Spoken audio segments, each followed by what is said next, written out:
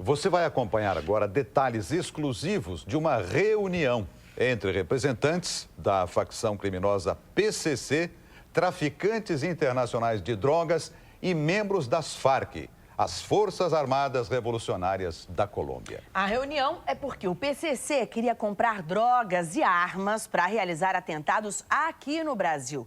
Para isso, enviou à Bolívia um criminoso conhecido como Fusca.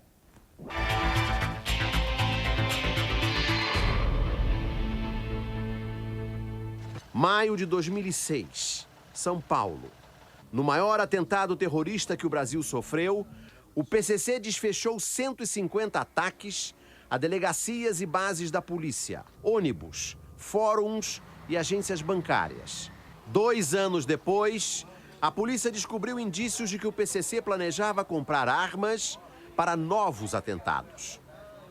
As armas entrariam no Brasil pela Bolívia. O homem-chave para entender essa operação é Wagner Roberto Ouzon, o Fusca, preso em fevereiro.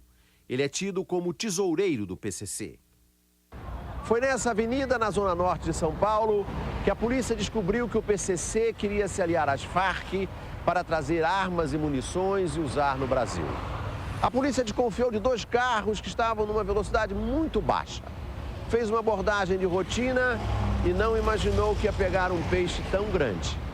Um peixe do tamanho de um Fusca.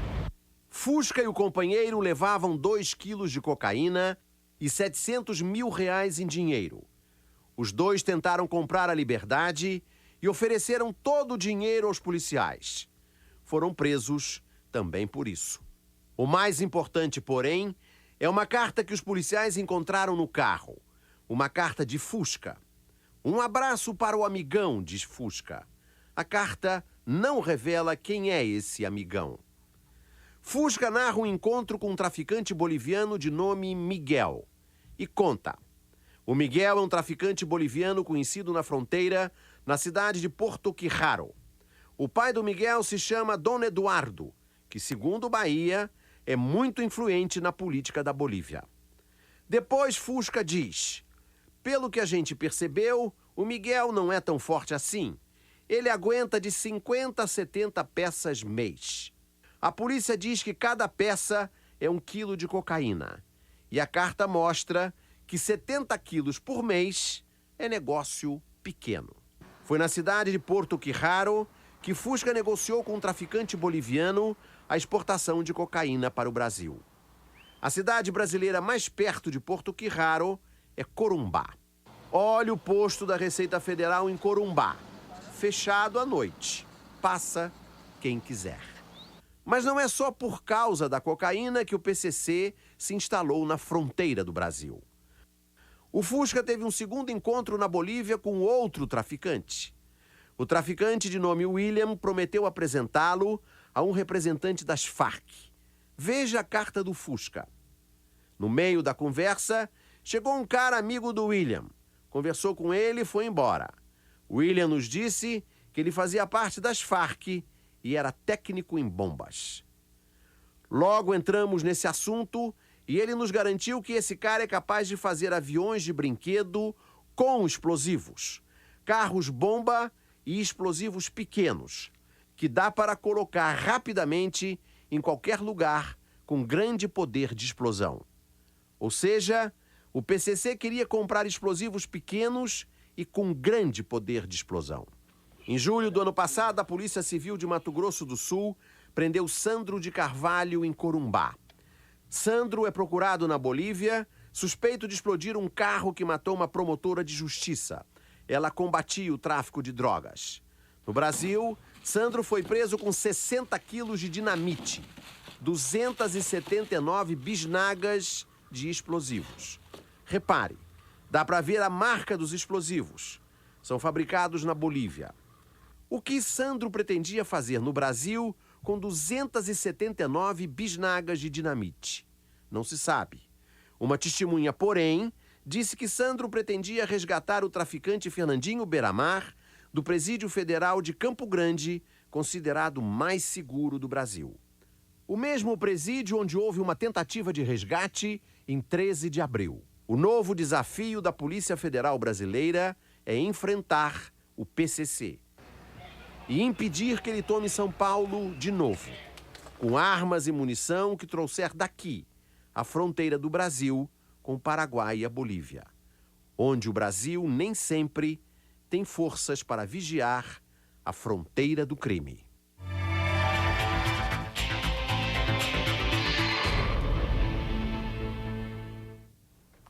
E o problema na fronteira não acontece só na Bolívia, né? Há falhas em praticamente todos os 16 mil quilômetros de extensão da linha que separa o Brasil de outros 9 países e da Guiana Francesa.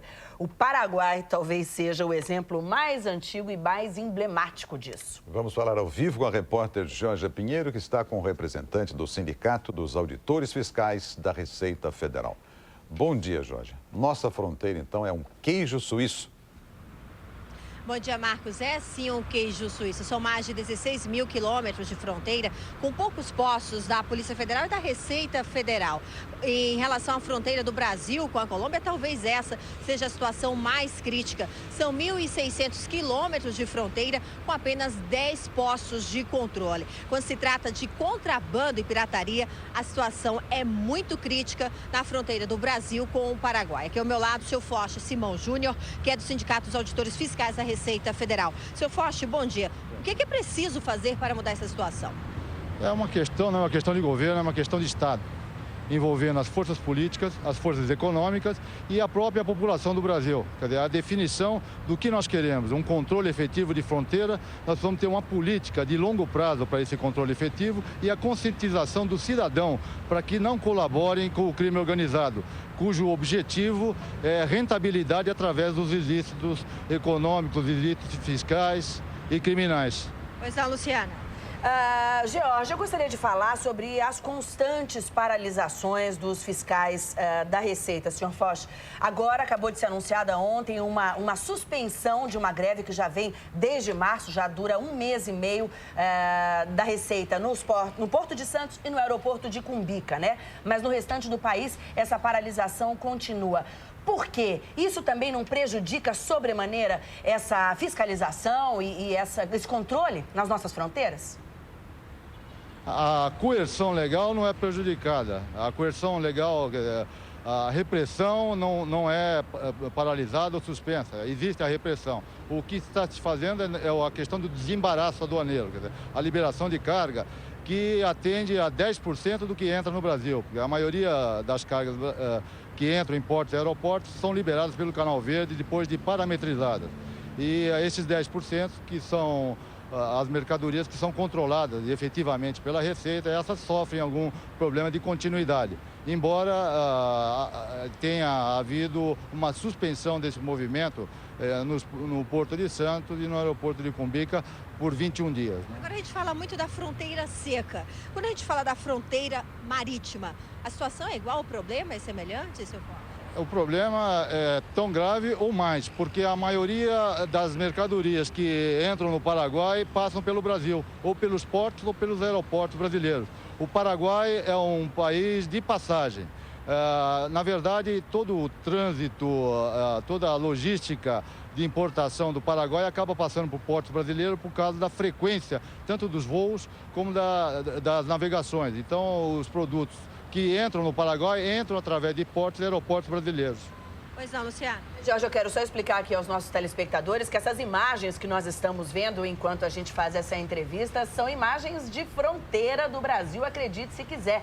Jorge, o que a gente está vendo aqui são imagens de estradas de terra, sem qualquer iluminação, sem qualquer sinalização, ou seja, o que acontece hoje é que você passa por essas estradas aí de um país para o outro sem nem saber onde é que você está no final das contas.